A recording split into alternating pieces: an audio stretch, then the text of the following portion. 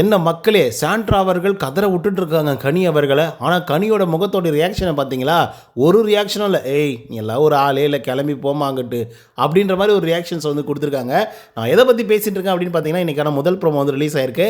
அந்த முதல் ப்ரோமோவில் ஏகப்பட்ட விஷயங்கள் உள்ளாடி இருக்குது. அதெல்லாம் என்ன அப்படிங்கிறத பற்றி இந்த வீடியோவில் முழுசாக வந்து பார்க்கலாம். ஸோ இந்த வீடியோக்கு போகிறதுக்கு முன்னாடி நம்மளோட சேனலை சப்ஸ்கிரைப் பண்ணாங்க, சப்ஸ்கிரைப் பண்ணி வச்சுக்கோங்க. பக்கத்தில் ஒரு பெல் ஐக்கான் இருக்கும், அதையும் ப்ரெஸ் பண்ணி ஆளில் போட்டுக்கோங்க.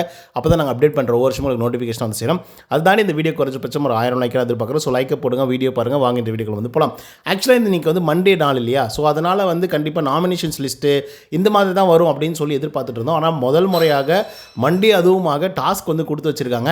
ஏன்னா லாஸ்ட் வீக்லேயே வந்து பார்த்திங்க அப்படின்னா இந்த கேப்டன்சி டாஸ்க்லாம் வந்து நடந்து முடிஞ்சு எஃப்ஜே கேப்டன் ஆகிட்டார். ஸோ அதனை தொடர்ந்து வந்து பார்த்திங்கன்னா இன்றைக்கி இருக்க போகிற கண்டென்ட் வந்து நாமினேஷன்ஸ் மட்டும்தான். ஓகேங்களா?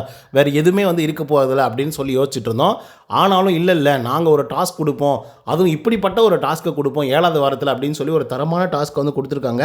இது வந்து டைரக்ட் டு டைரக்ட், அதாவது மூஞ்சிக்கு முன்னாடி வந்து யார் நம்மளை எப்படி யோசிக்கிறாங்க அப்படின்றத கேட்குறதுக்காகவும் சொல்கிறதுக்காகவும் ஒரு நல்ல வாய்ப்பை வந்து ஏற்படுத்தி கொடுத்துருக்காப்புல நம்மளுடைய பிக் பாஸ் அவர்கள். அண்ட் டாஸ்க்கை பற்றி எக்ஸ்ப்ளனேஷன் கொடுக்கணும் அப்படின்னா 2 பேரை செலக்ட் பண்ணும். ஒரு ஆளை வந்து பார்த்திங்க அப்படின்னா நீங்கள் உங்களுக்கு நேர் காம்படிட்டராக வந்து பார்க்கணும். அதாவது உங்கள் அளவுக்கு இவங்க இருக்காங்கப்பா, இவங்கள பார்த்தா எனக்கு பயம்பா, எப்பயுமே இவங்க வந்து என்னுடைய டைரக்ட் காம்படிட்டர்ப்பா அப்படின்னு சொல்லி நீங்கள் நினைக்கக்கூடிய ஆட்களை வந்து சொல்லணும். இன்னொன்று, இவங்கெல்லாம் என் லிஸ்ட்லேயே கிடையாது, இதுங்கெல்லாம் என் கூட வந்து போட்டி போட்டுட்ருக்கு அப்படி நீங்கள் நினைக்கக்கூடிய ஆட்களை வந்து சொல்லுங்கள் அப்படிங்கிற மாதிரி பிக் பாஸ் அவர்கள் ஒரு தரமான டாஸ்க்கை வந்து வச்சுருக்காப்புல.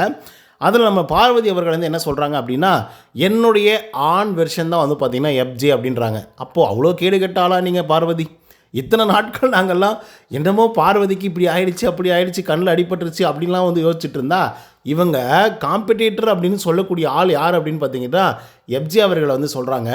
அதுவும் என்ன ரீசன் சொல்லி சொல்கிறாங்க, என்னுடைய ஆண் வெர்ஷன் தான் எஃப்ஜே அப்படின்னு வந்து சொல்கிறாங்க. எஃப்ஜே எப்படிப்பட்ட ஆள், என்ன மாதிரி வார்த்தைகளை யூஸ் பண்ணுவான், எப்படி மார்க் பண்ணுவான், எவ்வளோ கேவலமாக நடந்துப்பான் அப்படிங்கிறதெல்லாம் நமக்கு நல்லா தெரியும். அப்படிப்பட்ட ஒரு ஆளை வந்து நான் காம்படிட்டராக பார்க்குறேன் அப்படின்னு சொல்லியிருந்தா கூட ஓகே, அது அக்செப்டபிள்.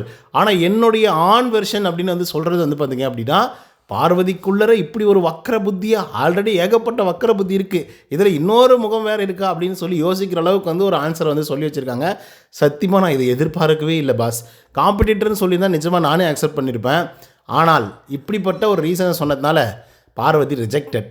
அதுக்கடுத்து வந்து பார்த்திங்க அப்படின்னா நம்மளுடைய வியானா அவர்கள், ஓகேங்களா, வியானா அவர்கள் வந்து ரம்யா இருக்காங்கல்ல, ஸோ ரம்யாவை பார்த்து வந்து சொல்கிறாங்க. என்ன சொல்கிறாங்க அப்படின்னா, இவங்க என்ன நடந்தாலும் பரவாயில்ல, என்னுடைய விளையாட்டை தான் நான் விளையாடுவேன், என்ன தான் ரோஸ்ட்னா பண்ணிட்டோம், என்ன வேணால் செஞ்சுக்கிட்டோம், ஆனால் என்னுடைய விளையாட்டை தான் விளையாடுவேன் அப்படின்ற மாதிரி இருக்காங்க. ஸோ அதனால் இவங்க இந்த வீட்டில் இருக்கிறதுக்கு தகுதியே இல்லாத ஒரு ஆள். அது மட்டும் இல்லாமல் இங்கே, அதாவது என்னோடய லிஸ்ட்லேயே கிடையாதுங்க, இவங்கெல்லாம் ஒரு காம்படிட்டர் அப்படின்ற லெவலுக்கு வந்து பார்த்திங்கன்னா வியானா அவர்கள் வந்து ரம்யாவை பிடிச்சி செஞ்சு வச்சுருக்காங்க. ஏன்னா அதோட ரிஃப்ளெக்ஸ் வந்து பார்த்திங்கன்னா ரம்யா வந்து வியானாவை வந்து செஞ்சு வச்சுருப்பாங்க. அடுத்த சுபிக்ஷா அவர்கள் வந்து சொல்கிறாங்க, கண்டிப்பாக வியானா என்ன சொல்கிறாங்களோ அதை தான் சுபிக்ஷாவும் சொல்லுவாங்க அப்படிங்கிறது நமக்கு நல்லா தெரியும். அதில் கொஞ்சமாவது மாறுதலோடு சொல்லியிருந்துருக்கலாம். ரம்யாவுடைய பேரை சொல்லிக்கிட்டு இவங்கெல்லாம் என்னோடய லிஸ்ட்லேயே இல்லாத ஒரு ஆள், இவங்கெல்லாம் எதுக்காக இந்த வீட்டுக்குள்ளே இருக்காங்கன்றது எனக்கு வந்து தெரியல, காம்படிஷனே கிடையாது, நான்லாம் இத்தனை தடவை இத்தனை விஷயங்கள் வந்து பண்ணியிருக்கேன், அவங்களாம் ஒன்றுமே பண்ணது கிடையாது அப்படின்ற மாதிரி வந்து பார்த்திங்கன்னா சுபிக்ஷா அவர்கள் வந்து சொல்கிறாங்க. ஆக்சுவலாக வியானா சுபிக்ஷா சொல்கிறதெல்லாம் கரெக்டு தான். என்ன பண்ணி கிழிச்சிட்டாங்க அந்த ரம்யா அப்படிங்கிற ஒரு பொண்ணு சொல்லுங்கள் பார்க்கலாம். ஒரு வெங்காயமும் பண்ண கிடையாது. வீட்டுக்குள்ளே ஒரு தடவையாவது நான் ஒரு பெஸ்ட் பர்ஃபார்மர் அப்படின்னு சொல்லி பெருமைப்படுற அளவுக்கு அவங்க ஏதாவது ஒரு செஞ்சுருக்காங்களா? ஆக்சுவலாக சொல்ல போனால் இல்லை ஒவ்வொரு வாரமும் பெஸ்ட் பர்ஃபார்மர் அப்படின்னு தேர்ந்தெடுக்கிறாங்களே, அதிலையாச்சும் வராங்களா? இல்லை ஒஸ்ட் பர்ஃபார்மர் அப்படின்னு தேர்ந்தெடுக்கிறாங்களே, அதிலையாச்சும் வராங்களா? சொல்லுங்கள் பார்க்கலாம். ஒஸ்ட் பர்ஃபார்மர் அப்படின்னு சொல்லி வந்தால் கூட அட்லீஸ்ட் அவங்க எதை பேஸ் பண்ணி சொல்லுவாங்க சொல்லுங்கள். ஒஸ்ட் பர்ஃபார்மர் அப்படின்னு சொல்லி அவங்க பயங்கரமாக கத்திக்கிட்டே இருக்காங்க, டாஸ்க்கை வேறு மாதிரி புரிஞ்சுக்கிட்டாங்க, வேறு மாதிரி விளையாடிட்டாங்க, கெட்ட வார்த்தைகளை வந்து யூஸ் பண்ணுறாங்க, மார்க் பண்ணிட்டாங்க, பாடி ஷேமிங் பண்ணிட்டாங்க, இந்த மாதிரி ஏதோ ஒரு ரீசன்ஸ் எல்லாம் சொல்லி ஏதோ சம்திங் பண்ணதுனால தான் அது ரீசனாக சொல்லி ஒஸ்ட் பர்ஃபார்மர் அப்படின்றத தேர்ந்தெடுத்து ஜெயிலில் வந்து போடுறாங்க.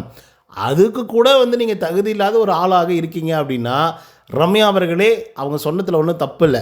அதெல்லாம் தாண்டி வியானா என்ன பண்ணிட்டாங்க, வீட்டுக்குள்ளே 4வது வாரம் வந்து ஆரம்பிச்சிருக்காங்க பேசுகிறதுக்கு. அண்ட் லாஸ்ட் வீக்கெல்லாம் பேசி கழுத்தறுத்தாங்க. ஏன்னா அவங்க பேசுகிறது முழுக்கவே வந்து வினோத்தை பற்றி மட்டும்தான். அண்ட் நேத்திக்கு வந்து பார்த்திங்கன்னா விஜய் சேதுபதி வந்து ஒரு கேள்வி வந்து கேட்டிருப்பாப்புல, அதாவது உங்களுக்கு நீங்கள் ஷீல்டாக போட்டு பயன்படுத்தி விளையாடக்கூடிய ஒரு ஆட்டம் என்ன அப்படின்றத சொல்லுங்கள் அப்படின்ற மாதிரி வந்து சொல்லியிருப்பாங்க. ஸோ அதுக்கு வியானா வந்து சொல்லியிருப்பாங்க என்ன அப்படின்னு பார்த்தீங்கன்னா, I am flow like a water அப்படின்னு வந்து சொல்கிறாங்க. ஓகேங்களா, அதாவது ஆற்றில் ஓடக்கூடிய தண்ணீர் போல் வந்து அப்படியே போயிட்டே இருப்பாங்களாம் கடந்து. ஓகே, ஸோ அப்படி என் மேலே கோவப்பட்டாலோ இல்லை ஏதோ ஒன்று பண்ணாலையும் நான் 5 நிமிஷத்துக்கு மேலே அதை நான் அப்படியே மறந்துடுவேன், அதை டிசால்வ் ஆகிடும் அப்படின்ற மாதிரி வந்து வியானா அவர்கள் வந்து சொல்லியிருப்பாங்க. இது எவ்வளோ பெரிய பொய் தெரியுமா? லாஸ்ட் வீக்கில் வினோத் அவர்கள் வியானாவை மாட்டி விட்டார் அப்படின்றதுக்காக இந்த வாரம் முழுக்க வியானா அவர்கள் வந்து வினோத்தை மட்டுமே டார்கெட் பண்ணிக்கிட்டே வந்து இருந்துட்டு இருந்தாங்க. அவர் என்ன பண்ணுறாரு, என்ன செய்கிறாரு, என்ன பண்ணுறாரு, என்ன செய்கிறாரு, குறை சொல்லுவோம், சின்ன ஒரு இன்ட்டு கிடைச்சா போதும், அதை பெருசாக்கிடுவோம் அப்படின்ற மாதிரி வியானா அவர்கள் வந்து பண்ணிகிட்டு இருந்தாங்க. ஸோ அந்த மாதிரி வேலைகளை தான் வியானா தொடர்ந்து பண்ணிகிட்டு இருக்காங்க. இப்போது ஒரு பாயிண்ட் எடுத்து வைக்கிறாங்க அப்படின்னா அது ஒரு நல்ல வேலிடான ஒரு பாயிண்ட் இருக்கணும், மக்களால் அது ஏற்றுக்கொள்ளக்கூடிய ஒரு பாயிண்ட்டாக இருக்கணும். ஏன் ஈவன் நீங்கள் யார் மேலே பாயிண்ட் எடுத்து வைக்கிறீங்களோ அவங்களே வந்து அதை அக்செப்ட் பண்ணுற லெவலுக்கு வந்து இருக்கணும். சும்மா ஏதோ ஒன்று க்ரியேட் பண்ணோம் அப்படின்றதுக்காக இஷ்டத்துக்கு வந்து க்ரியேட் பண்ணிட்டுலாம் இருக்கக்கூடாது. ஏன்னா வினோத் வந்து பேட் வேர்ட்ஸ் யூஸ் பண்ணார், பயன்படுத்தினார் அப்படின்னு சொல்லி ஒரு சர்ச்சையை வந்து கிளப்பியிருப்பாங்க. ஓகேவா, அது பேசும் பொருளாக கூட இல்லை, அது வேறு விஷயம்னு வச்சுக்கோங்களேன். பட் இந்த மாதிரி விஷயங்களை தான் வியானா பண்ணிகிட்ருக்காங்க. அதனால தான் வியானா வந்து பொய்யானா அப்படின்னு சொல்லி மாற்றிருக்காங்க. ஸோ இந்த மாதிரி பண்ணிகிட்ருக்காங்க. அதுக்கடுத்தா நம்ம சாண்ட்ரா இருக்காங்களே, ஏதோ மரண மாஸ் பண்ணுறேன் அப்படின்னு சொல்லிட்டு செம மொக்க வாங்கின தருணம் அப்படின்னா இன்றைக்கான முதல் ப்ரோமோவில் அவங்க பேசுகிற விஷயங்கள் தான். கனி அவர்கள் வந்து எனக்கு டைரக்ட் காம்படிட்டர் அப்படின்ற மாதிரி வந்து யோசிக்கிறாங்க, அப்படிலாம் அந்த சீனே கிடையாது, ஆக்சுவலாக அவங்களாம் லிஸ்ட்லேயே கிடையாது அப்படின்ற மாதிரி சாண்ட்ரா வந்து சொல்கிறாங்க. ஆனால் இந்த பொண்ணு இருக்குல்ல சாண்ட்ரா, இவங்க ரொம்ப ரொம்ப வெஞ்சன்ஸ் கேர்ளுங்க, செம்மையாக கேம் ப்ளே பண்ணுறாங்க. எப்படியெல்லாம் மற்றவங்களை பயன்படுத்திக்கணும்னு நினைக்கணுமோ அப்படியெல்லாம் பயன்படுத்திக்கிறாங்க. ஓகேங்களா, ஸோ அப்படிப்பட்ட ஒரு ஆள் வந்து கனியை பார்த்து இப்படி வந்து சொல்கிறாங்க. கனி வந்து ஓகேம் அப்படின்னு நான் சொல்ல கிடையாது, பட் சாண்ட்ராவும் ஓகேம் இல்லை அப்படின்னு நான் சொல்ல வரேன், வேறு ஒன்றும் கிடையாது. எதுக்காக சொல்கிறேன் அப்படின்னு பார்த்தீங்கன்னா, கனி எந்த இடத்துலையுமே சாண்ட்ராவை வந்து நான் ஒரு முதல் எதிரியாக பார்க்குறேன், அவங்கள நான் எதிர்த்து போராடுவேன், அவங்கள நான் அடித்து ஓட விடுவேன் அப்படின்னு சொல்லி ஓப்பன் ஸ்டேட்மெண்ட்டாக எந்த இடத்துலையும் சொல்லப்படலை. ஆனால் சாண்ட்ரா அவர்களே அவங்களே வந்து நினச்சிக்கிட்டு கனிக்கு டைரக்ட் காம்படிட்டரே நீங்கள் தான் அப்படின்ற மாதிரி எல்லோரும் சொல்கிறாங்க. ஆனால் அவங்களாம் என் லிஸ்ட்லேயே கிடையாது அப்படின்ற மாதிரி நம்மளுடைய சாண்ட்ரா அவர்கள் வந்து சொல்கிறாங்க. எனக்கு என்னமோ என்ன தோணுது அப்படின்னா, இவங்களே மனசுக்குள்ளே ஒன்று வச்சுக்கிட்டு இவங்களே ஒரு என்ன சொல்கிறது, இவங்களே ஒரு பாயிண்ட் வந்து உருவாக்கி, ஆமாம் நம்ம கனிக்கு வந்து எதிரானவர்கள், ஆமாம் நம்ம வந்து அவங்க கனிக்கு வந்து காம்படிட்டர் அப்படின்ற மாதிரி யோசிக்கிறாங்க. முதல்ல கனியே காம்படிட்டர் கிடையாது. ஓகேவா, அப்படி இருக்கும்போது அவங்களுக்கு நீங்கள் காம்படிட்டராக இருக்கணும் அப்படின்னு மற்றவங்க சொல்கிறாங்க அப்படின்னா அதை விட மோசம் எதுவுமே கிடையாது. அதுக்காக சாண்ட்ரா சொல்கிற எல்லா பாயிண்ட்டும் நம்மளால் ஏற்றுக்க முடியாது.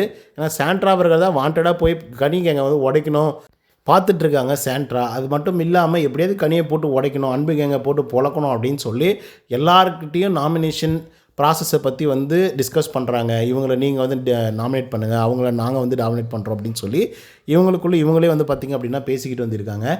ஸோ இதெல்லாம் வந்து உண்மையாலுமே பிக் பாஸின் வீட்டின் ரூல்ஸ் அண்ட் ரெகுலேஷன் பிரகாரம் தவறான ஒரு விஷயம். பட் ஏன் வந்து கேட்க மாட்டேன்றாங்க அப்படின்றது சுத்தமாக புரியல. ஸோ பார்ப்போம் என்ன நடக்குது அப்படின்னு சொல்லி. ஓகே காய்ஸ், இப்போ நீங்கள் சொல்லுங்கள், இவங்க தான் காம்படிட்டர், இவங்க வந்து லிஸ்ட்லேயே கிடையாது அப்படின்னு நீங்கள் நினைக்கக்கூடிய ஆட்களை வந்து கமெண்ட்ஸ் வந்து பதிவு பண்ணுங்கள். இந்த வீடியோ உங்களுக்கு வந்து பிடிச்சிருந்தா லைக் அண்ட் சப்ஸ்கிரைப் பண்ண மறந்துடாதீங்க. இன்னொரு தவணை சந்திக்கிறேன். Until than bye from Uday. நன்றி, வணக்கம்.